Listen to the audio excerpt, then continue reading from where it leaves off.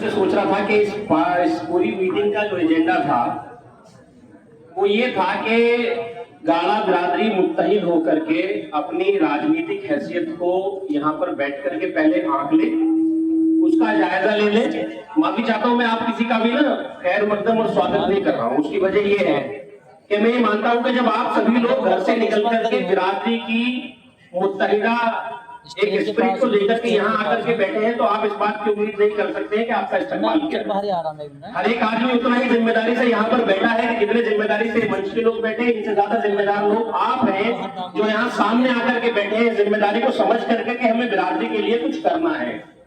बहुत से लोगों के जहन में यह ख्याल रहता है बार बार कि बिरादरी क्या करेगी।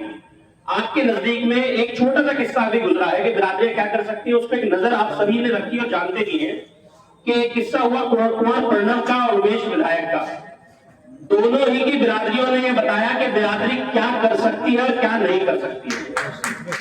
तो मुझे आपको एहसास दिलाने की जरूरत नहीं है, आपको ये बताने की जरूरत नहीं कि बिरादरियां अपने हक और हुकूक को पाने के लिए जिम्मेदारी से किसी बात को लेकर के अगर चलती है, उसे हासिल करना चाहती है, उसे हासिल नहीं किया जा सकता, ऐसा हो ही नहीं सकता है। खास तौर से तब कि जब मेरे से पहले आने वाले बहुत सारे वक्ताओं ने ये बात वाजे कर दी और हम सभी लोग ये जानते हैं कि एक तालीम याफ्ता कौम, खेती किसानी से जुड़ी हुई कौम, जिसको मेहनत की आदत है, जिस कौम के बच्चे इंजीनियर्स हैं, एडवोकेट्स हैं, बैरिस्टर हैं, मेडिकल में है, इंजीनियरिंग में है, इंडिया से लेकर के बहुत सारे अलग अलग मुल्कों में अलग अलग पोजीशंस पर काम कर रहे हैं और अपनी बिरादरी के नाम को अच्छी तरीके से बढ़ा रहे हैं। लेकिन इस मीटिंग के अंदर जो गौर और फिक्र करने वाली बात है वो ये है कि हम यहाँ पर अपनी सियासी हैसियत को तलाशने के लिए बैठे हैं। हमारी सियासी हैसियत क्या है, हमारी सियासी हैसियत इस जिले के अंदर क्या है और जिले से चल करके हिंदुस्तान के किसी एक आला बिल्डिंग के अंदर क्या है, यानी कि चाहे हम विधानसभा की बात करें, चाहे हम लोकसभा की बात करें, उन बिल्डिंग्स में क्या हमारी कोई हैसियत है। अभी साहब बैठे थे, रमजा साहब ने कहा कि पहले कुछ लोग लखनऊ में घुमा करते थे, हमें लगता था कि यहाँ गाड़ा बिरादरी के भी कुछ नुमाइंदे दिखते हैं, उन्हें देख करके फख्र महसूस देता है। और आज हमारी हैसियत उतनी नहीं है कि राजनीतिक गलियारों से हम ऐसे एलिमिनेट हो गए हैं जैसे कि इस पूरे पर्यावरण में से गिद्ध गायब है, ढूंढे नहीं मिलता। हम राजनीति में कहीं ढूंढे नहीं मिलते। और मैंने गिद्ध का एग्जाम्पल इसलिए लिया कि अगर दो चार बचे रहे तो वो आपस में एक दूसरे को नोच रहे, आपस में एक दूसरे को खींच रहे। पार्टी से हट करके, पार्टीवाद से हट करके सबसे पहली जिम्मेदारी हमारी, आपकी, सभी बड़ों की जो यहाँ पर बैठे हैं वो ये है कि हम मुत्तहिद कैसे हो, हमारे अंदर खुद मुख्तारी पैदा कैसे होगी। हमारी खुद मुख्तारी का जो एहसास है वो हमने खत्म कर दिया। हमको ये पता ही नहीं लगता है कि हमारी बेइज्जती कहाँ हो रही है सियासी एतबार से, हमको ये एहसास ही नहीं होता है कि हमने क्या खो दिया।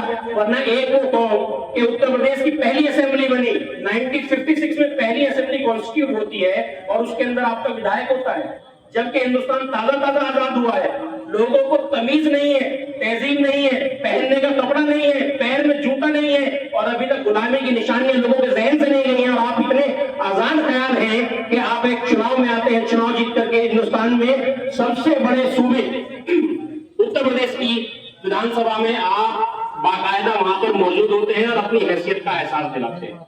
हमें उस कमजोरी की तलाश करनी है कि हम 1956 से लेकर के यहाँ तक जो आए हमने क्या क्या खोया। आपकी बिरादरी को 4 विधायक मिले हैं, बाकी दीगर बिरादरियां, अगर मैं मुस्लिम कौम की बात करूं तो कितनी ऐसी है जिनको आपके अलावा विधायक बनने का मौका मिला, शायद आप एक भी नहीं गिना पाएंगे।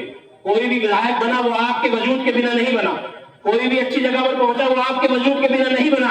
तो जब आपका वजूद इतना है तो अपने उस वजूद को आप हासिल करने के लिए मुत्तहिद क्यों नहीं होते हैं। मैं किसी पार्टी की बात नहीं कर रहा, मैं इस मीटिंग के एजेंडे की बात कर रहा हूं। मुझे जो बताया गया, ये बताया गया कि गाड़ा बिरादरी के लोग इकट्ठा होंगे और अपने बीच में इस बात की गौर और फिक्र करेंगे कि हमारी सियासी हैसियत कहाँ है, सियासी एतबार से कहां पर इकट्ठा होकर के बैठे हैं और उस वजूद को तलाश करेंगे। और ये तय किया जाएगा कि अगर बिरादरी के अंदर से कोई आदमी खड़ा होकर के ऐलान ये कहता है कि मैं चुनाव लड़ना चाहता हूं, फलानी पार्टी से चुनाव लड़ना चाहता हूं, पहली चीज मेरी भी आपसे गुजारिश है कि उसकी मुखालफत ना हो, उसका साथ देने का काम किया जाए।